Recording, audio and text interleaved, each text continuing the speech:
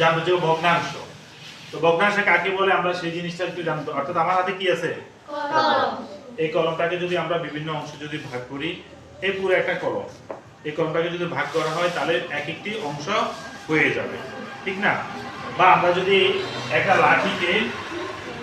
লাঠি মনে করা যায় কি, আমরা এটাকে যদি বিভিন্ন ভাগে ভাগ করি, প্রত্যেকটা এক একটা কি হয়ে যাবে? অংশ হয়ে যাবে। অথবা আমরা যদি একটা সংখ্যা কি, এই 10 কে যদি আমরা ভাঙি 2 দিয়ে ভাগ করলে 5 হবে, 2 হবে, ঠিক আছে? হবে কি না? 1 দিয়ে ভাগ করলে মনে করা যায় কি 1 হবে, 10 হবে। তাহলে 10 ভাগের 1 অংশ, 5 ভাগের 2 অংশ, এভাবে আমরা এগুলাকে কি করতে পারি? লিখতে পারি। তাহলে এই কারণে আমি তোমাদেরকে ভগ্নাংশ কাকে বলে? কোনো বস্তু বা সংখ্যা যে খণ্ডিত অংশ বা ভাঙা যে অংশ, ভগ্ন যে অংশ, এটাকে আমরা বলি কি? ভগ্নাংশ, ঠিক আছে? তা এরপরে ভগ্নাংশের দুইটি অংশ থাকবে। কয়টি অংশ থাকবে? দুইটি অংশ। একটি থাকবে হর, আর একটি অংশ থাকবে কি? লব। এই যে হর এবং লব কিভাবে থাকবে?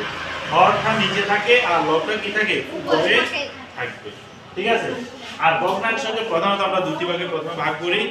তোমাদের বইয়ের ভিতরে তোমরা পাবে, একটা হলো সাধারণ ভগ্নাংশ আর একটা হচ্ছে দশমিক ভগ্নাংশ।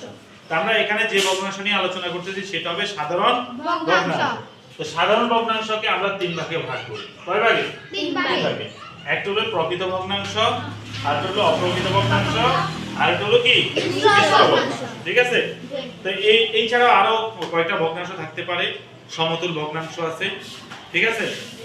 আমরা সেগুলো তোমাদেরকে আস্তে আস্তে সামনে বুঝাবো, কি ঠিক আছে? তাহলে প্রকৃত ভগ্নাংশ কাকে বলে, অপ্রকৃত কাকে বলে, মিশ্র কাকে বলে, সেগুলো তোমাদেরকে আমরা আগামী ক্লাসে বুঝিয়ে দেবো, ঠিক আছে? ধন্যবাদ।